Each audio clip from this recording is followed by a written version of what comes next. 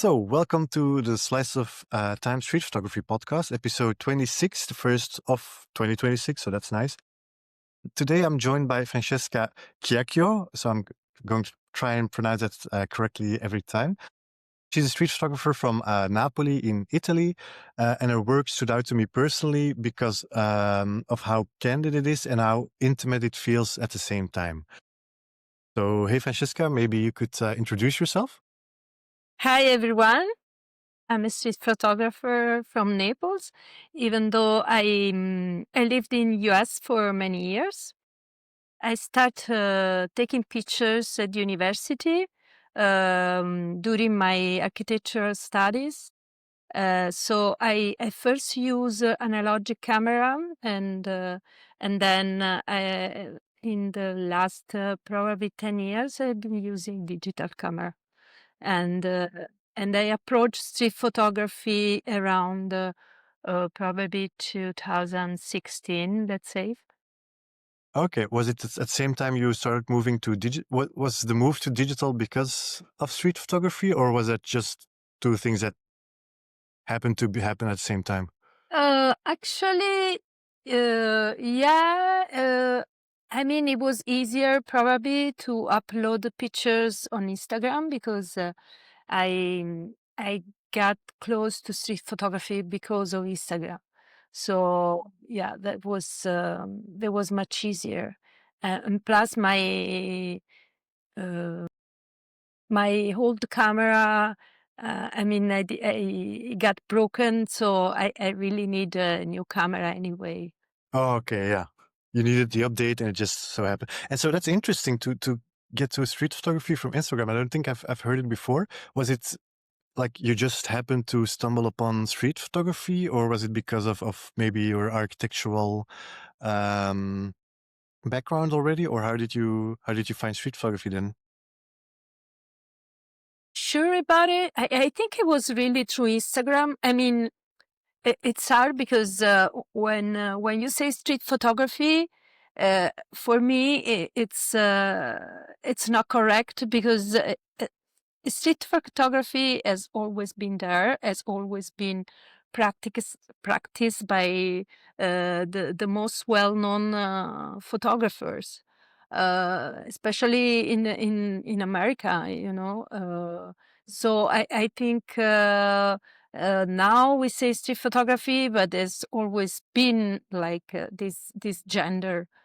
So I would say I used to shoot on the streets, uh, but I didn't put people in my pictures because I was more interested in in graphic probably other than buildings. So and people. So I was trying to to construct like uh, like textures. I would say textures, um, and then when I start looking at pictures on Instagram, uh, I the first thing that really attracted me was the light, the contrast between light and shadow. The first thing I did was trying to use the light a lot, always for graphic purpose, I would say. So I was doing a lot of silhouettes and colors, a lot of colors, very bright colors. I used to like, and um, and that was it. And then little by little, I in 2000, I think 2018, I got my first workshop with the Vinit Vora in Rome at the Italian Street Photography Festival. And and I remember Julia Coddington was there with me. So and I already knew Julia as well through Instagram. So I was inspired a lot by these two people, Vinit and Julia. And so after that has been a really like a process because I follow Vinit for many years. I did several workshops with him and also with other photographers. But I have to say that Vinit is a very, very good teacher. So sometimes, we think that a good photographer is also a good teacher. That's not always true. And this is for everything. I remember even in university, there were like great architects and they didn't know how to pass their knowledge to students. So I think it's everywhere like that. So Vinit is a very good teacher, other than being a great photographer.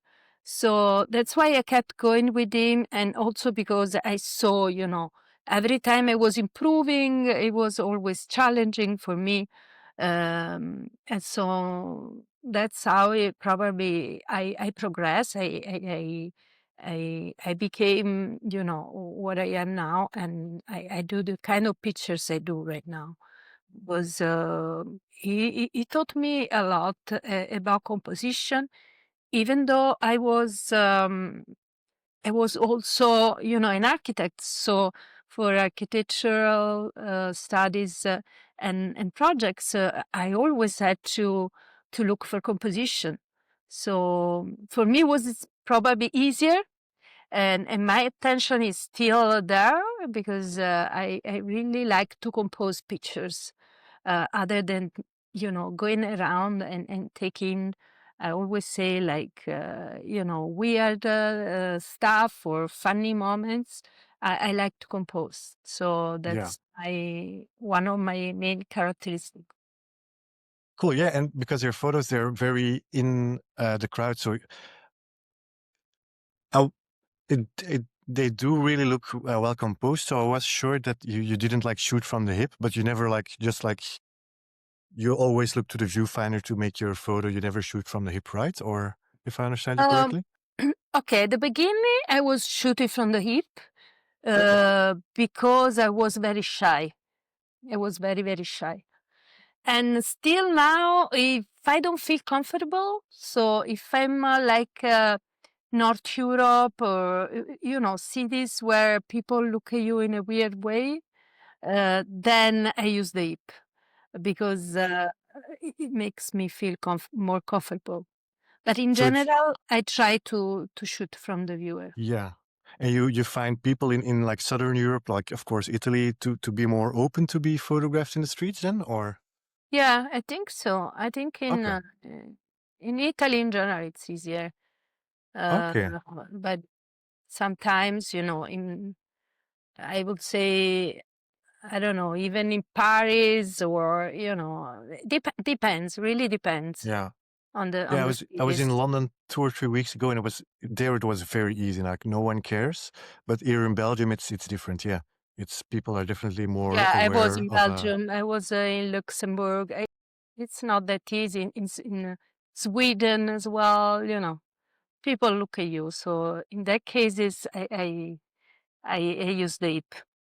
Oh, okay, yeah, that's it's cool. Yeah, that you still try to compose as much as possible. And so you mentioned you lived in New York, but you only started doing street photography when you came back to Italy, or did you also Well, do street when I photography? was in New York, of course, I was shooting around. I still had my analogic camera. Um, but at the time, I didn't include many people in Okay. pictures. So yeah, I actually I would say start street photography as we mean it right now. In when I came back to Italy. Yeah. Hmm. Okay, because yeah, New York, of course, is kind of like a paradise for it. So it's to me it was funny to see that. And so, what triggered you then to start photographing people, as you do now, for example, on your website? Well, as I say before, for me was more like something that related probably to the art world, graphics and stuff like that. But now for me, it's more like I would say introspective vision of the world. I like see what comes out actually from the pictures. I like to see uh, the glances of people, and and the way, sometimes we don't know the face we make when we walk around. We have no idea. I still look at myself sometimes in pictures. I don't recognize myself.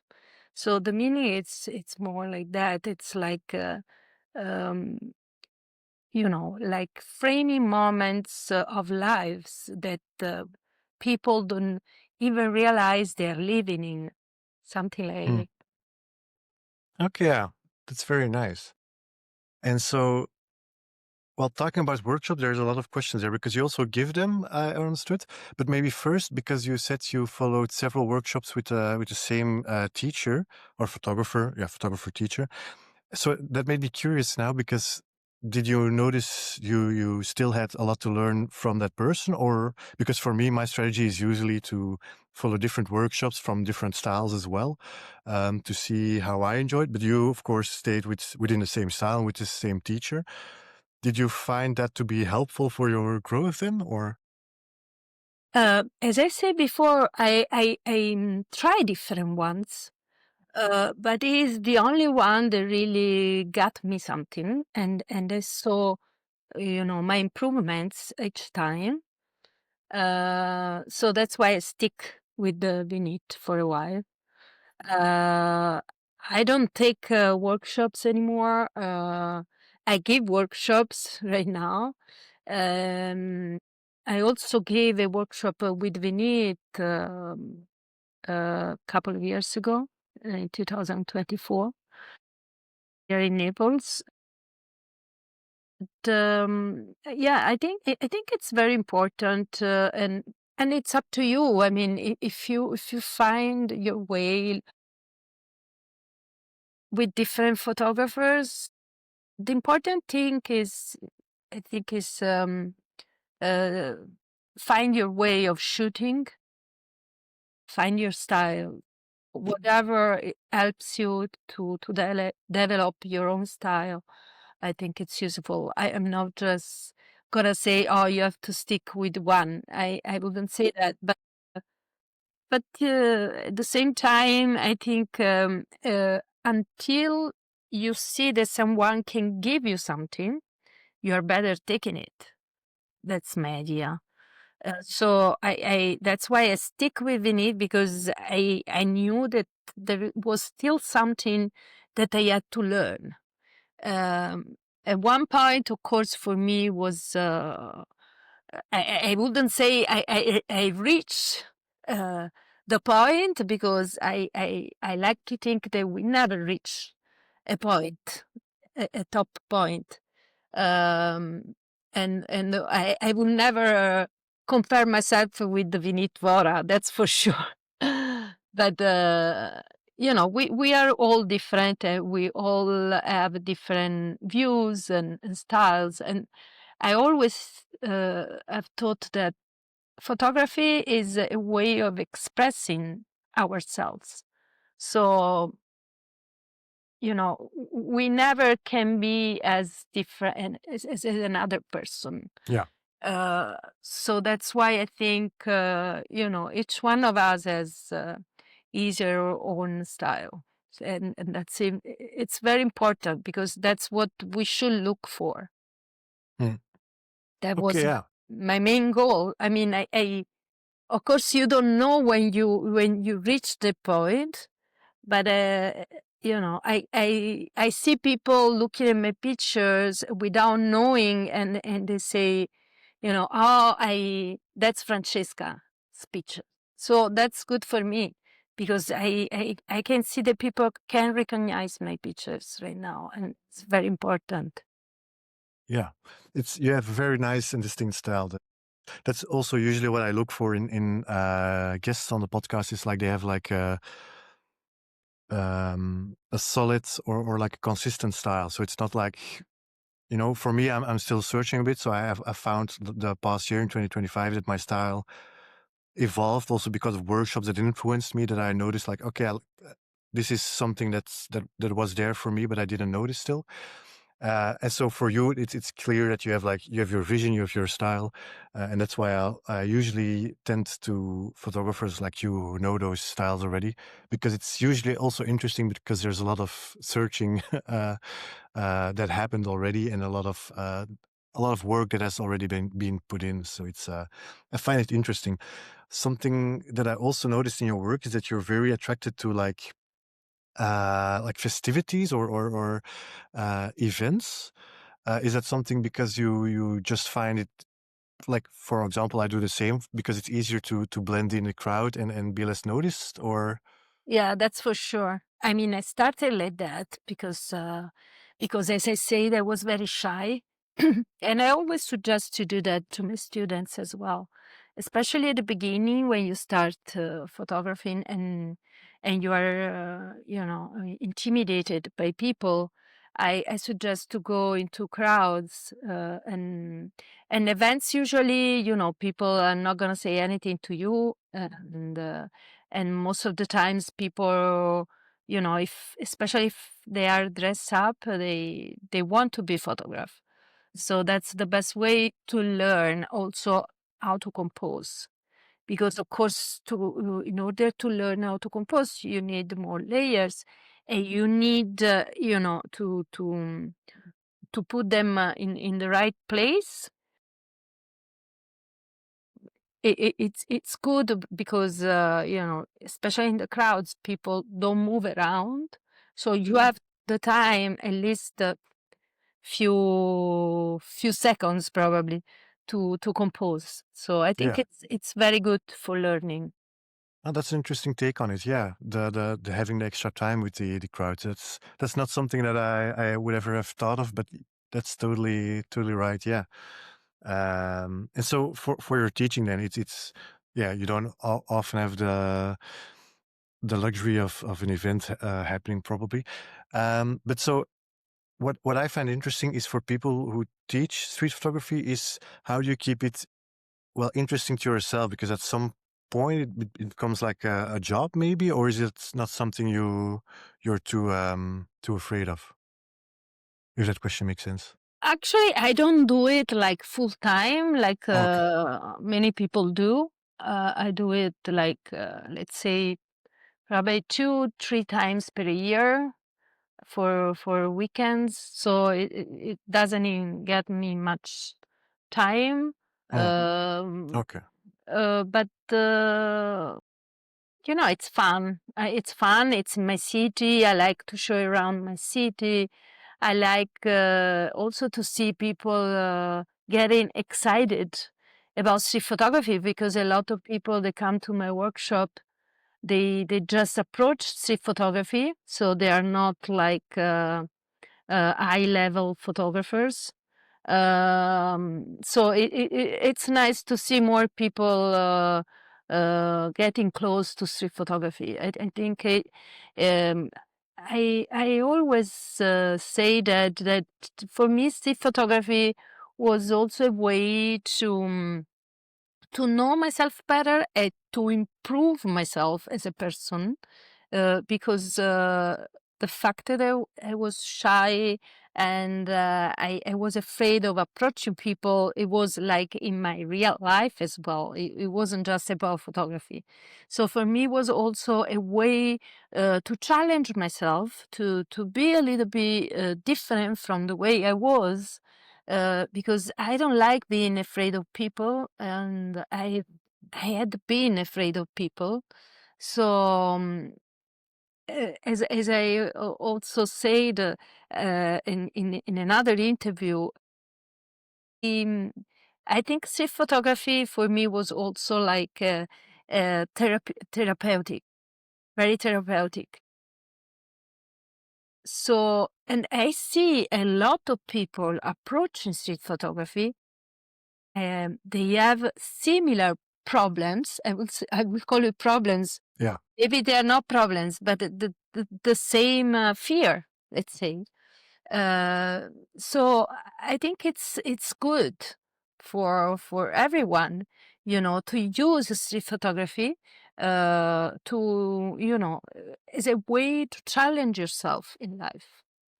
So that's what I find very interesting. And I would say that I heard similar stories from different people, and the way street photography was useful for them.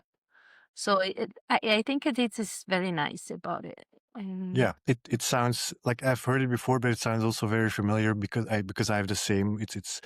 I'm like I'm what they call like ambivert. So I'm not really like an introvert, but I'm also an extrovert. Like I can handle people, but same time I'm shy and on my own, so to speak. So like in the streets, to me, it's I prefer like one-on-one conversation. Being on the streets is very well. Interacting on the streets is very daunting.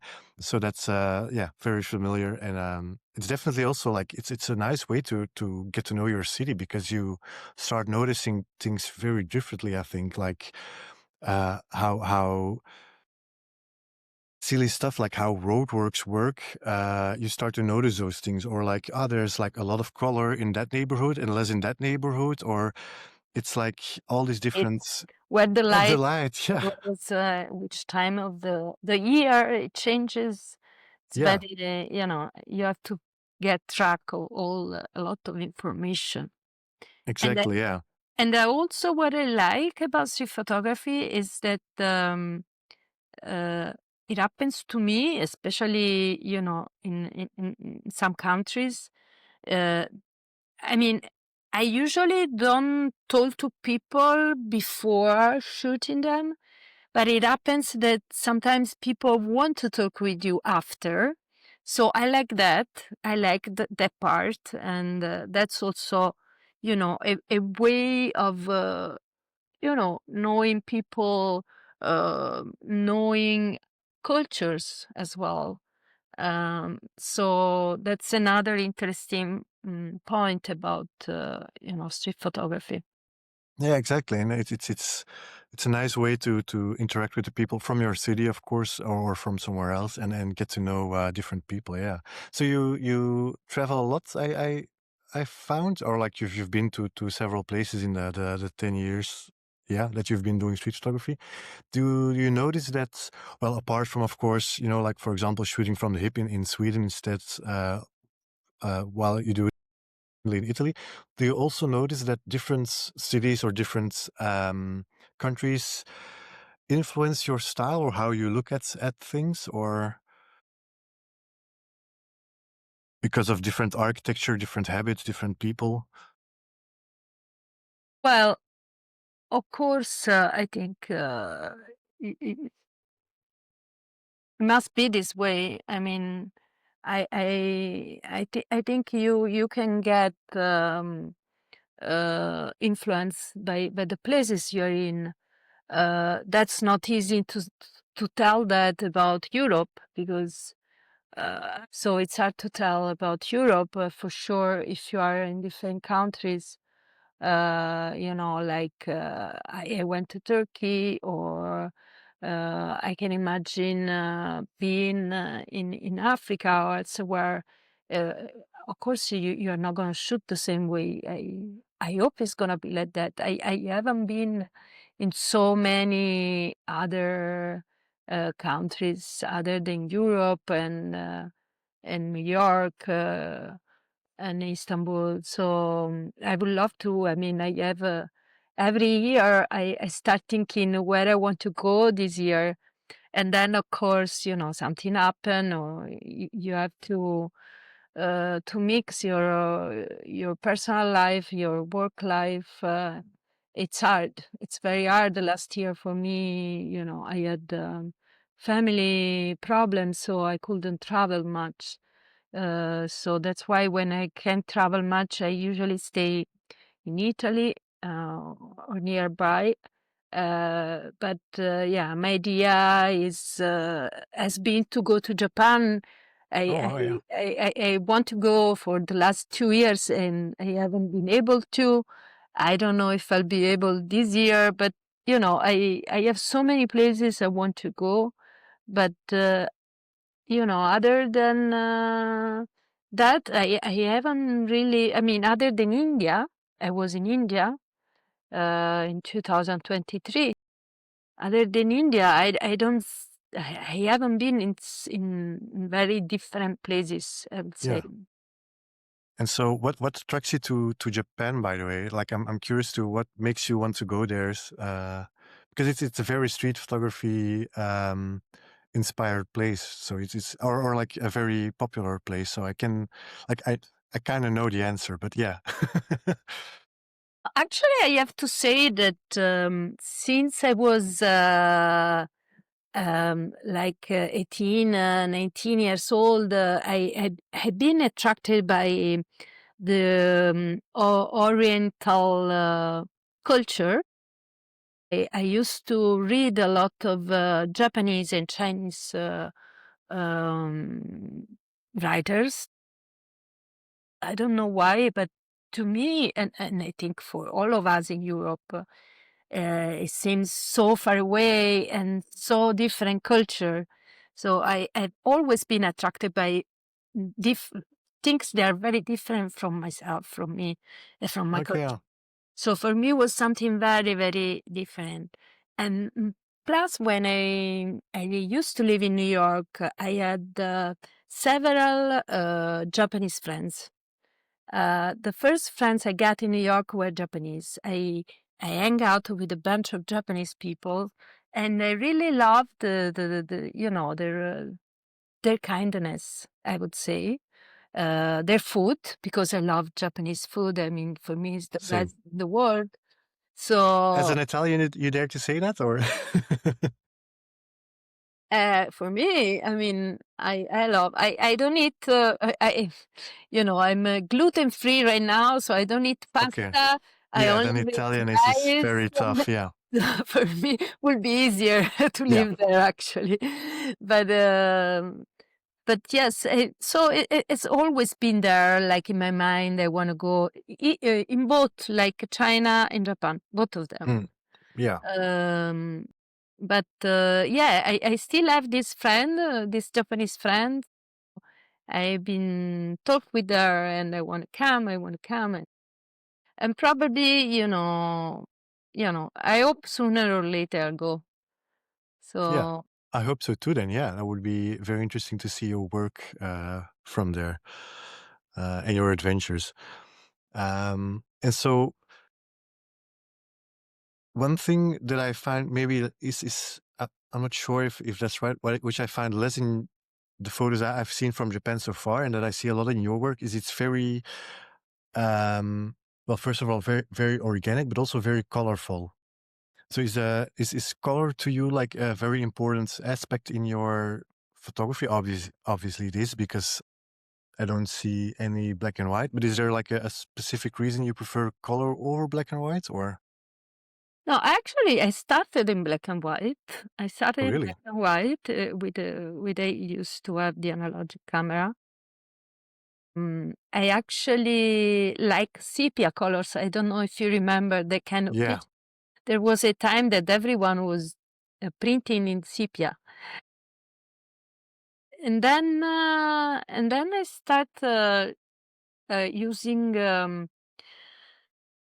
slides. I don't know. I think you call it slides, It's like called, yeah, yeah, yeah, slides. the Yeah, correct. Yeah. frame. You had the little frame and the little pictures, and you project them. So that was my first colors I use.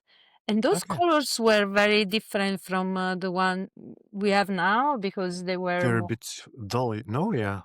they were more like in 70s style, probably. So and then with digital, I approach really the colors.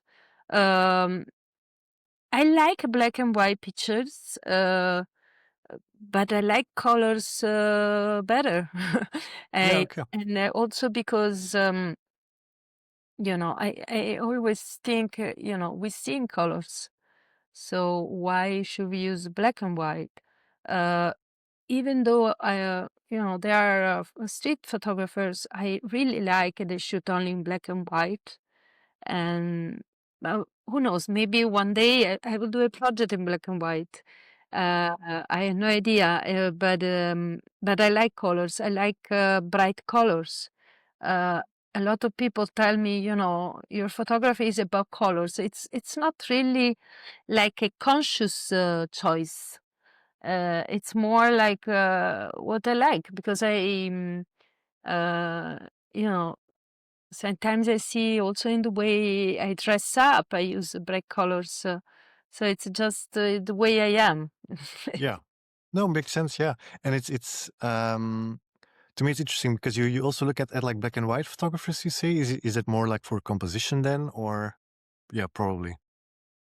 At Or the time? do you look at, or yeah, or Oh, now even like, do you, you mean photographers in black yeah. and white? Uh, about composition, it's more about contrasts. That's for Okay, makes sure, sense. because Yeah.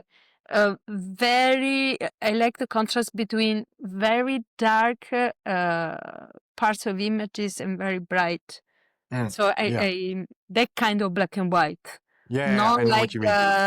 all grayish tones, but very Yeah. contrast black and white. Yeah.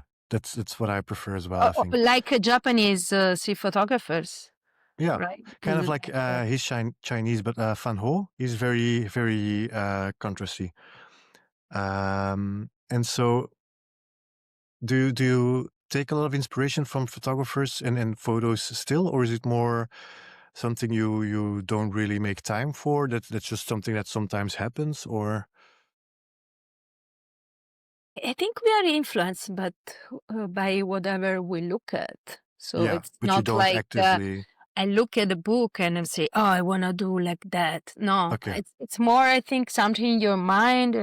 You get information. You will probably save it somewhere in your mind, and then when you take pictures, probably you have been influenced by that, but you don't even know it. It's not Yeah, it's more a subconscious conscious. influence. Yeah, Yeah. Yeah. yeah. Okay, yeah, that's cool. And so I noticed that you also use flash in your photos. That's and especially since you mentioned you're a shy person. To me, that's kind of like very signaling. Like, hey, I'm here and I just took your picture. Is that something that is because you were shy that you started using it, or is it more like a stylistic choice? Or No, I think it's more stylistic choice. I like the effect on the pictures. I can see um I can see the how you call it, like the limits of the borders uh, of the subjects more defined, probably yeah, okay, more precise. That's what I like about it.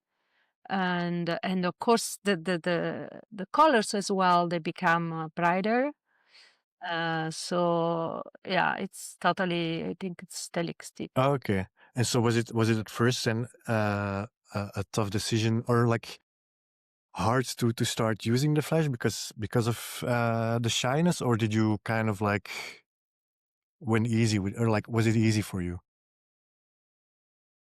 I don't think there is much difference, because I think the people, if they get upset anyway, even without flash. I don't think that. But other than that, I think especially in events, it doesn't really matter. And if you shoot with a bright light, with sunny weather, the flash doesn't really as People don't notice, yeah. yeah, people won't Yeah. notice much.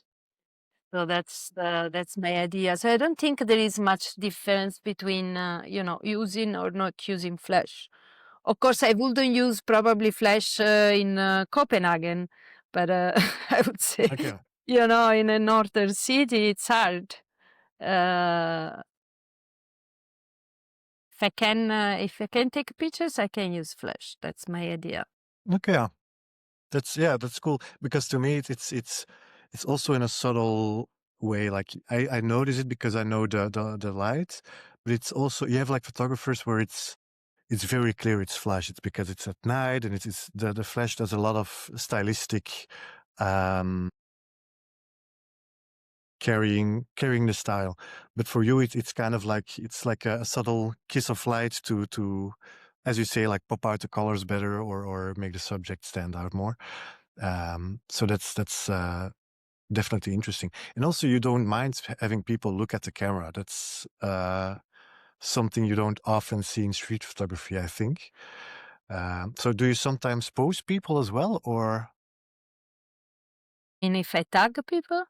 Yeah, if you say like, could you stand like this? Because there's like a lady with like two ducks, for example. No, never.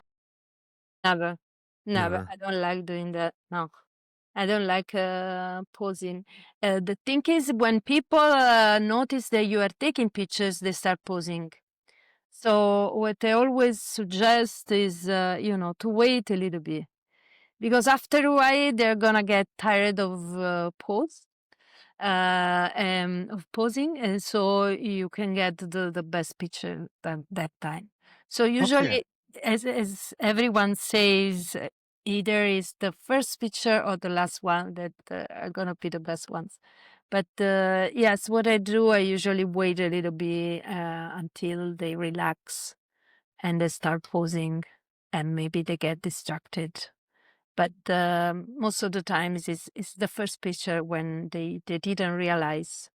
But no, I don't tell people do this and do that, unless, sometimes I see them in a certain way, and, and I say, oh, keep it. Like it can happen, for example, I remember, I don't know, the Pride.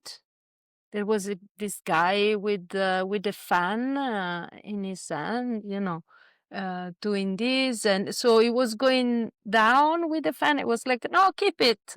Yeah, okay. It's just one second or something. Okay. That's, yeah, makes sense.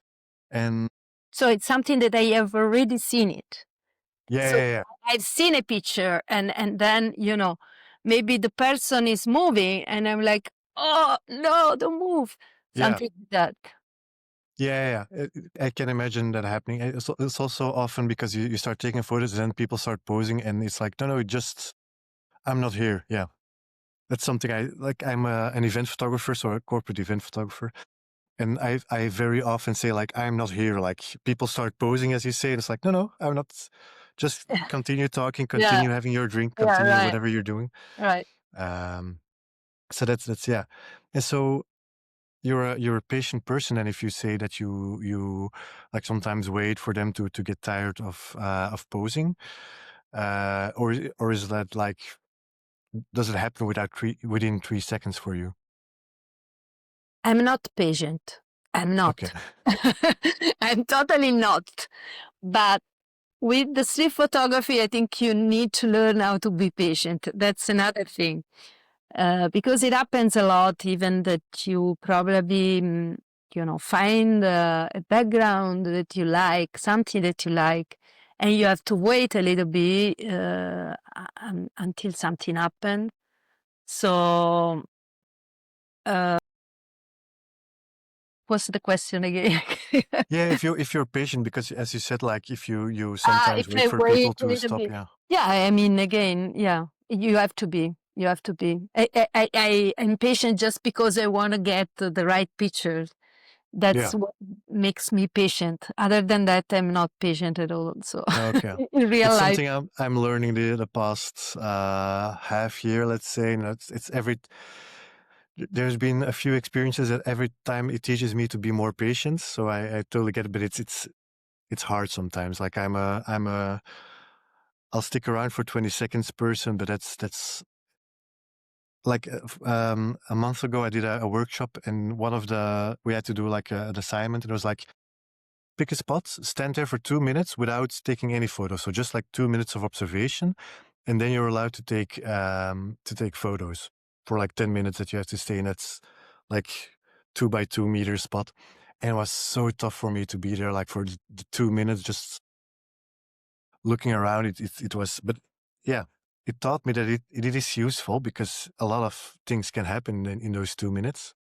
And a lot of information comes to you in those 2 minutes, but it's so I'm not sure, like, is 2 minutes tough for you, or? Uh, I don't know. I never done this kind of tricky Yeah. games. I will call them. Um, but again, I think you have to be patient in sea photography if Yeah, you but you want to can get wait around for like a few minutes if you see a place. Yeah. totally even hours. I guess Hours. if you know for me while I take pictures, I get in a trance Mm. status. So I don't realize how long I'm gonna be that spot with that person or with that scene. I can be forever. I can be an hour, I can be 3 hours, I can be all day long. Sometimes I have to say myself, okay, stop it. Because I will go on and on because if I like a scene, then, and for example, I will make an example. Uh, the last summer, I was in Amsterdam, okay, and there is this square where I got actually a very good picture with pigeons. I know the square. Yeah, I go there often as well. Yeah. Dumplan. Yeah. And, people were coming and going. So the scene was there because the pigeons were there, but the people were always going in and out. So there were always different people. So always something different was going on. So for me, it was, I really could stay there forever because you can get many pictures. And then, of course, you're going to get, you know, uh, 10 good pictures of pigeons, which I don't know if you want it, but at least I can choose between the 10 pictures and get at least one good one. Yeah. Oh, that's funny. Yeah, it's one of my because um it's not yet a project, but I'm really interested in the pigeons on the street because to me it's like it's a funny subject. So yeah, if I'm in Amsterdam, which I'm gonna try to do at the end of this month as well, is I usually go to that square because there's always so many pigeons, so many Yeah. tourists, and there's this And, one and, guy and sorry, who, the who guy yeah that feed them. Yeah. yeah, but I'm not sure does he because he doesn't ask money for it. So I I think think he so. does. I think he He does. does? Okay. Because I've it's seen people giving him money. I think he does for money. I don't think oh, okay. he Yeah. loves pigeons more than anyone else. Okay. Yeah, I was wondering because like it I, was I mean, because that's my opinion. But yeah, I'll have to yeah, I'm usually there for like 10 minutes and then do a like a walk around and I come back and then for 10 minutes. So it's I'm not a but But maybe there I are a should lot of stay for squares like that. Even in Venice, it's a massive yeah. square. Well, but that's In that's why Milan, in front of the Duomo. So there are a That's lot why I of find it such an interesting subject because everyone hates pigeons. It's like in Belgium we call them the rats of the sky. It's like a here. diseased, ugly animal. Yeah, But we at the call same it. time, if you go to like, for example, Venice is a very good example. It's like there's so many stalls that sell seeds to feed the pigeons. So it's all of a sudden it becomes like a touristy thing, and we all love it for like photos. So to me, it's I don't understand the um the two ways we look at the same animal. Yeah. So yeah, that's why I like the And pigeons. they're very, how do you call it?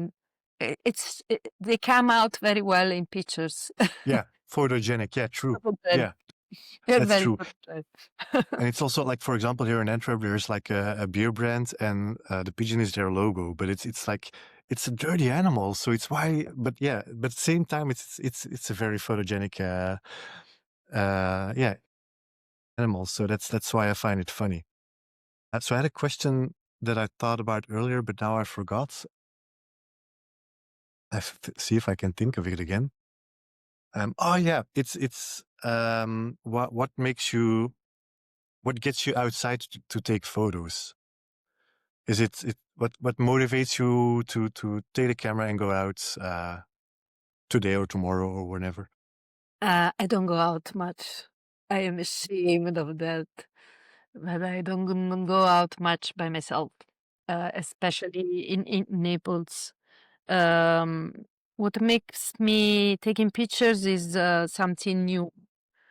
So that's why, I would say I'm not attracted by my city, but it's not like I don't have the int. I don't have, the urgency of Hmm. going out and taking pictures, because for me these are the streets where I walk around every day.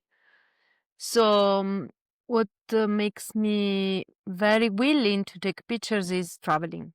So that's why I try to travel as much as I can in order to take pictures. And at the same time, if I'm in good company, I like going around with cameras. Okay, so So you either way. like you like doing street photography with someone then? I like that. Yes, I don't mind that. I like going around with other Okay. photographers. Yeah, It's I funny. Usually people are like, no, I want to do it solo. And if I'm with people, we just it's talk and it's fun, but it's no, it's different. I think it's different, but I got a very good pictures here in Naples with other people. It's not about that. Of course, the risk is that you can get similar pictures with another person if you're together. That's the big risk. Um, but if you are both okay with it, then it's fine. yeah. I don't love when people start getting like, oh, this was mine. Oh, you. I mean, I'm not gonna copy your pictures, but if we are in the same place in the same time, of course It we're might gonna get happen, yeah. similar pictures, even though I think they're never gonna be the same. To me, it's interesting sometimes because I see it differently because, like for example, the workshop I did 3 weeks ago with the 2 minutes waiting around. It's like with 5 people, we all know each other very well. We're all street photographers from Antwerp. But even then, like we were together most of the times. Everyone saw things that I didn't see, and vice versa. At at the end of it, it was like every 15 minutes there was a new assignment. And at the end of it, I looked at other people's photos and I was like, I had never seen that. Even in my own city, I've never seen this before. So I think that's also interesting, though. But yeah, it's definitely how you look at it, and if you're okay with having similar photos sometimes, yeah. So, yeah. And then you prefer to go outside of Naples for photos, then, if I understand correctly. Yes, It's more yes, inspiring to find new locations. Yeah. Okay. Makes sense. Yeah. And I'm curious, how did you find Amsterdam for photographing? Or because it's to me it's kind of like people are it's definitely like a northern city, yeah. so it's but it's people aren't too shy in the Netherlands, I find. But maybe Well, it wasn't that easy. It wasn't that easy, especially with Flash. I was there when there was a celebration. The was it's like the King's Day. boat, It's like the sail parade. yeah, it's like with all the huge sailboats and Yeah. yeah, smaller sailboats as well. Yeah, So it was a little bit easier because there were a lot of people around. But still, some people, didn't like it. I don't like shooting like that. I really don't like because I feel uncomfortable. Uh, I don't like when people get upset. So that's why I always look for events and places where I can feel more comfortable because I don't, for me, you know, getting pictures it must be relaxing in a relaxing yeah, environment. I cannot get stressed because otherwise I'm not gonna get good pictures. So that's why I look for. yeah. I think that's really good that you know that for yourself. Like, I don't like this happening, so I'm gonna find like ways to have it not happen or happen less, at least. So I think that's actually like I'm sure there's people who love the rush of having someone tell them no, but it's yeah, it's No, not at all. everyone's I different. hate it. You know, I end up in these cases. I end up um, taking pictures of reflections. That's what I end up. It's less in the face. That's true. Yeah. But yeah, to me, it's funny that after this conversation that you're shy and non how do you say, like, you don't like the conflict. But in all your photos, I see so much, like, you're so up close and you're so connected with your subject. So it's funny to find that. No, of course, you know, with the years, I became less shy and less fearful. Like before, when people were aggressive uh, towards me, I was getting so upset and so sad, and then maybe I didn't take pictures for an hour or something like that, because it happens all the times that people get aggressive. And Yeah, now that often. Yeah, okay. it's different. Now you know, I don't feel that bad anymore. I also try to talk to people when they get like that, even though sometimes they don't want to hear anything. uh, but you know, I'm conscient that it's gonna happen. So I know it's gonna happen. So I don't. Hmm. That's also a very good way to grow. Yeah, and to have to use street photography as a way to be less sad about bad things happening. Yeah, or like getting I'm a not no saying isn't too bad. I'm a rude person and I'm No, not no, no, gonna no. get Yeah, affected by but it.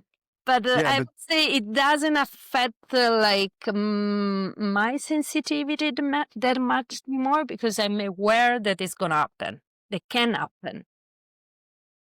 yeah, and you So know how to deal with it now. Yeah, that's cool. So I think maybe we should start wrapping it up there.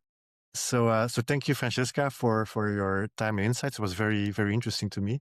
thank you, Frederick. So if anyone wants to follow Francesca, obviously her link to her website and to her Instagram will be in the description.